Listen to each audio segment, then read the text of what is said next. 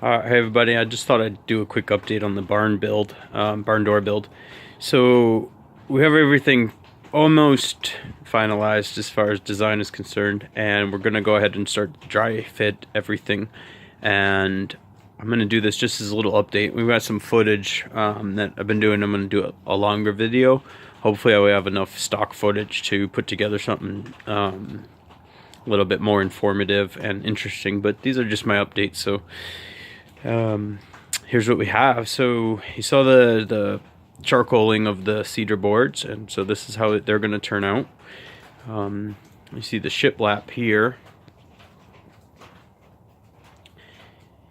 and we have them notched in here. So they sit 3/4 into this notch with the slot cutter from the router, and we did half laps on the corners.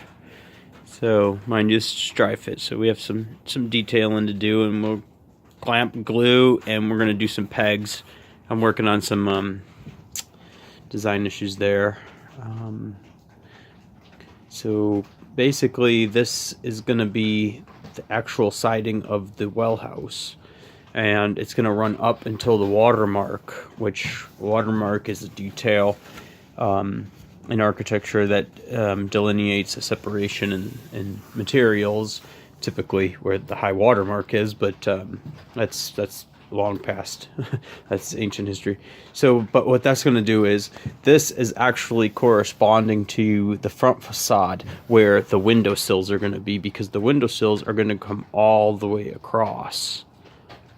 And so the water table mark is going to go all the way. It's going to continue all the way around, so that we'll have one continuous fluid band of delineation between this charred cedar and our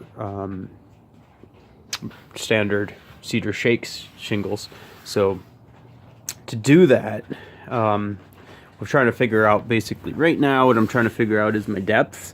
So because shingles need to be 2 deep or 3 deep if you really are protecting something, I need to make sure I compensate for this, because obviously this is going to be way more than this. So what we need to do is make sure that the backer boards behind this, which are going to be also cedar, get milled down so that this isn't sticking out too far. It should come down onto our watermark, which is milled in like a stile, so, or a rail, I guess. So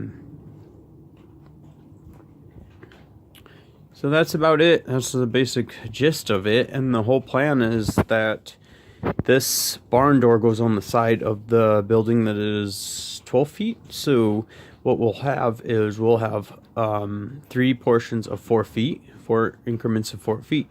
So when the door is closed, you'll see tripartite, and then when it's open, you'll just see the 2 sides, and they should at least match aesthetically. They won't match perfectly, but they'll match aesthetically. And so that's the detail. So this is kind of one of those instances where there's 2 different drivers. Drivers being something that makes the next step and the next following steps relevant or corresponding. So one thing has to happen before the next thing has to happen. So we just call them drivers because they drive the next phase. So you could either use the windows as the driver, because the windowsill is going to wrap around. However, we have to get the windows and we have to finish framing. So instead, what we want to do is just match this up. So I've got it pretty close. I know what size windows are going in. I know how I'm going to do the windowsills. And so I know my general measurement, and I have it marked out on this post over here. And really, in all reality, because I can frame it, it has to be anywhere between 44 inches and 48 inches. And then that just depends on which window we go with, which is why the windows aren't the driver. The door is going to be the driver, and we can reframe it because we're trying to get a good deal on the windows. So if you try to be specific about windows, you pay more. If you can be flexible, you pay less. And hey, we're cheap.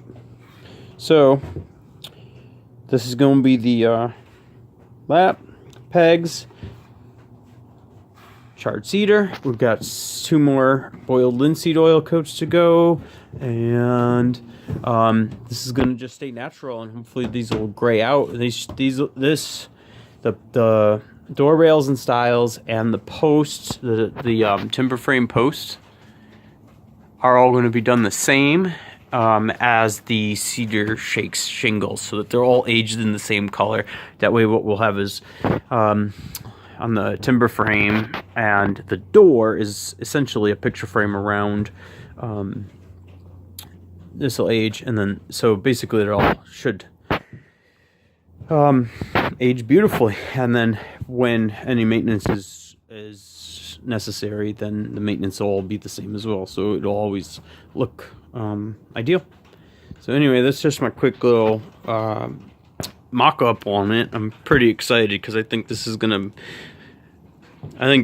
really pop. I think it's a pretty funky door. It's pretty simple actually in concept when you boil it down. I've had a little issues with some of the implementation, but all in all, I mean, you know, for the cost of the door, it's worth all the time in the planning, because you know, as far as materials, I'll try to break them down, but you know, we're really not into this for a lot. I mean, I could have done it cheaper, but we want it to look cool, so we'll go the little extra mile. But that's why my projects take so long, and I hope y'all look for the long video when I get around to editing it. But anyway, thanks y'all. I hope you guys subscribe and leave a comment. All right, cheers.